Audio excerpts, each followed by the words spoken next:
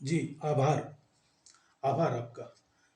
मेरी दूसरी कहानी का शीर्षक है श्रद्धा के वशीभूत राम। महारानी महाराज की शर्त सुनकर कांप उठी। बेहद मुश्किल से उनकी सांसों की गति मंद हुई तो कांपते होठों से उन्होंने कहा, महाराज, यदि अनुमति दें तो एक प्रश्न करना चाहूंगी।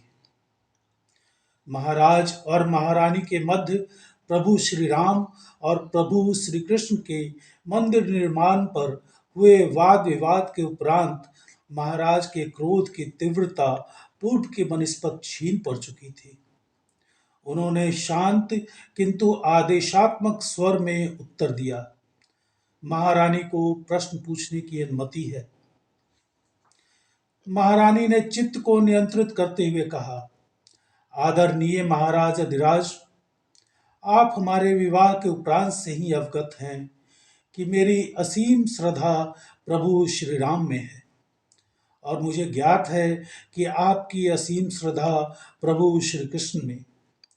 किंतु मेरे श्री राम के मंदिर निर्माण के आग्रह पर आपने यह शर्त रख दी कि मुझे श्री राम को मूर्त रूप में पाना होगा।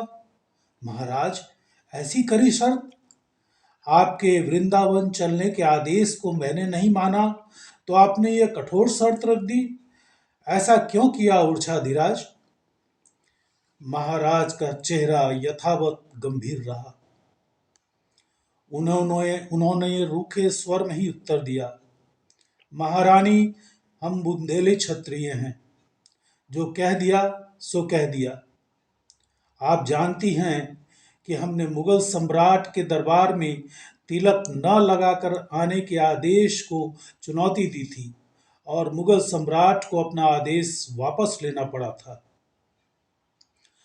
अब इसके बाद दोनों के बीच वार्तालाप हेतु कुछ शेष न रहा। महारानी ने साधारण वस्त्रों में अपनी एक प्रिय दासी के साथ गुप्त रूप से अयोध्या जाने का निर्णय लिया। अयोध्या नगरी वीरान पड़ी थी। श्री राम जन्म स्थान पर प्राचीन मंदिर का कुछ भी अवशेष न था। एक नया ढांचा उक्त स्थान पर खड़ा था। विदेशी सैनिक यत्र तत्र हथियार लिए घूम रहे थे। साधु संत साधारण गृहस्थ वेश में रह रहे थे। महारानी ने सरयू माता को साष्टांग प्रणाम किया और घाट पर तपस्या में लीन हो गई। एक दिन, 2 दिन करते हुए एक सप्ताह व्यतीत हो गया। दासी ने कई बार जलपान आदि के लिए महारानी को हिलाना चाहा, किंतु वह तो अहिल्या की भांति राम को पाने के लिए पत्थर मानिंद हो चुकी थी। दिन गुजरते गए। लोग बाग उन्हें दंडवत कर फल फूल अर्पित करते। 21 दिनों के उपरांत अचानक किसी घोर प्राकृतिक गर्जन व पानी की लहरों के कारण उनकी तंद्रा टूटी। दासी दौड़ कर समीप आई। महारानी, आप 21 दिनों की तपस्या के बाद होश में आई हैं। किंतु मेरी प्यारी सखी, प्रभु राम के दर्शन नहीं हुए। हाँ, मेरा दुर्भाग्य। महारानी अति पीड़ा से ग्रस्त हो विलाप कर रही थी। वह उठ खड़ी हुई। दासी ने समझा कि वह चलना चाहती हैं। अचानक महारानी विद्युत गति से दौड़ी और दासी व अनुपस्थित जनों के पकड़ो बचाओ के चिल्लाहन के बावजूद वह मां सरयू की गोद में समा गई।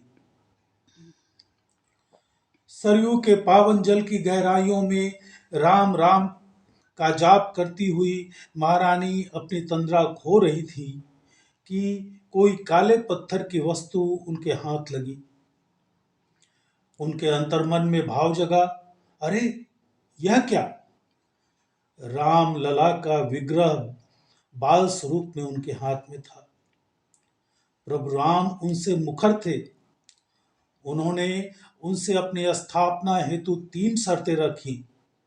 मुख्य शर्त के रूप में उन्होंने कहा कि तुम मुझे जहां रखोगी मैं वहीं अधिष्ठापित हो जाऊंगा। महारानी प्रभु श्री राम की बाल मूरत को अपने कलेजे से लगाकर अपने हाथ पांव चलाने लगी। अंततः कोशिश करते करते वह घाट पर आ गई। भीड़ छट चुकी थी। दासी शोक में हिचकियां ले ले विलाप कर रही थी। उसकी नजरें अचानक एक छाया की ओर गई। वह उठी और महारानी को देख उनसे लिपट गई और जोर जोर से जार जार रोने लगी। महारानी मुस्कुरा रही थी। अपनी प्रिय सखी को अंग लगाते हुए उन्होंने आंचल में लिपटे श्री राम के बाल रूप को उन्हें दिखाया और प्रफुल्लित होकर कहा, देख तो सखी, मुझे मेरे श्री राम मिल गए। महारानी की वापसी पर संपूर्ण अनुभव का श्रवण कर महाराज उनके समक्ष नतमस्तक हो गए। महारानी ने अपने महल में श्री राम को अधिष्ठापित किया।